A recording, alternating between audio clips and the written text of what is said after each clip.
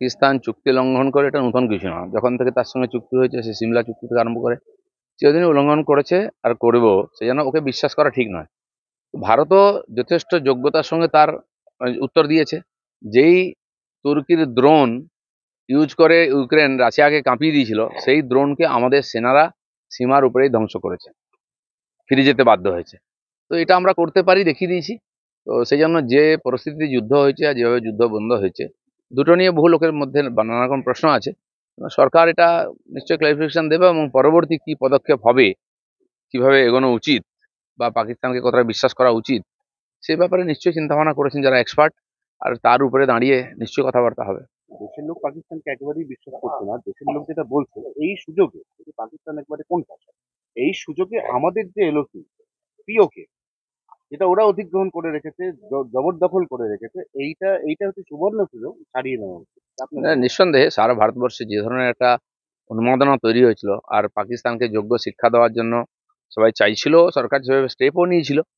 তো মাঝ রাস্তায় যুদ্ধ বন্ধ হয়েছে, কেন হয়েছে কি হয়েছে সরকার নিশ্চয়ই সেটা বলছে, বলবে, পরিস্থিতি জনগণের সামনে তুলে ধরবে। কিন্তু জনতা এখনো চায় যে এই না রহেগা বাঁশ না বাজেগি বাঁশুরি, এরকমই স্টেপ নেওয়া উচিত। বিশেষ করে আজাদ কাশ্মীর যেটা, সেটা তো আমাদের কবজাতে আসা উচিত, আর আসবে, আজ হোক কাল হোক। বিভিন্ন পরিস্থিতির মধ্যে দিয়ে যুদ্ধ শুরু হয়েছে বা দুনিয়া এগোচ্ছে, আর্থিক মন্দা চলছে সব জায়গায় ইত্যাদি, সেজন্য বড় বড় দেশ চাইবে না যুদ্ধ হোক। কারণ দু তিনটা যুদ্ধতে দেখা গেছে বিশ্ব অর্থনীতি, তার মধ্যে ইউরোপ আমেরিকা খুব ধাক্কা খেয়েছে। তো ভারতের মতো একটা বড় রেসপন্সিবল দেশ, তারাও নিশ্চয়ই চিন্তা ভাবনা করে এগোচ্ছে। তো সেই সব মিলিয়ে আজকের মিটিং একটা গুরুত্বপূর্ণ বিষয়। কংগ্রেস হঠাৎ করে বলতে শুরু করেছে যে ইন্দিরা গান্ধী যুদ্ধ করেছিলেন, কারোর মতামতের তোয়াক্কা করেননি, কিন্তু মোদী যেই মুহূর্তে ট্রাম্প বলেছে যুদ্ধটাকে থামিয়ে দিয়েছে, অর্থাৎ ইন্দিরা গান্ধী বেশি সাহসী। না, ইন্দিরা গান্ধীর আগে এবং পরেও তো কংগ্রেস যুদ্ধ করেছে, তার রেজাল্ট আমরা জানি। আজাদ কাশ্মীর হলো কি করে? তাহলে আজাদ কাশ্মীর কেন সেই সময় নিয়ে নেননি ইন্দিরা গান্ধী? এবং যে ডিমান্ড ছিল পূর্ববাংলা থেকে যে লক্ষ লক্ষ হিন্দু চলে এসেছিলেন, তার জন্য খুলনা যশোর জেলা নিয়ে নেওয়ার কথা উঠেছিল, কেন নেননি? তাহলে বাংলাদেশের সমাধান হয়ে যেত। তো এই প্রশ্ন থাকবেই।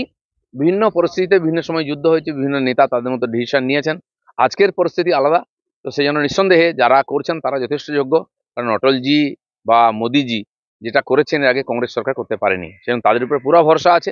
আগামী দিনে এই সমস্যা প্রশ্নের সমাধান হবে। দাদা, उद्देश्य जो था, जो पहलगांव का घटना हुआ था, उसका जवाब देना था। और जो टेररिस्ट एक्टिविटी वहां से चलाया जा रहा है उसको भी मुंह तोड़ जवाब देना था। इसलिए भारत ना तो पाकिस्तान के अंदर घुसा है, ना पाकिस्तान की किसी प्रॉपर्टी पर ना सेना जो डेरा है उसको, ना तो दूसरा कहीं अटैक किया है। केवल जहां से ये टेररिस्ट एक्टिविटी चलाया जाता है उसी को टारगेट किया है और सफलतापूर्वक किया है। और हम जानते हैं माननीय नरेंद्र मोदी जी का ट्रैक रिकॉर्ड क्या है। सभी का उन पर पूरा भरोसा है, तभी लोगों का उम्मीद भी है कि होगा। और जो भी डिमांड हो रहा है, जो भी बात कर रहे हैं लोग, उन पर भरोसा है, इसलिए कर रहे हैं। और सरकार ने भी घोषणा किया है, ऑपरेशन सिंदूर अभी पूरा नहीं हुआ है, बंद नहीं हुआ है। और ना तो पाकिस्तान के ऊपर कभी भरोसा किया जा सकता है। ये एक सिलसिला चालू हुआ है मीटिंग का, तो उसमें मुझे लगता है कि उसका या तो समाधान होगा, नहीं तो आगे चल के भारत इसका समाधान करेगा।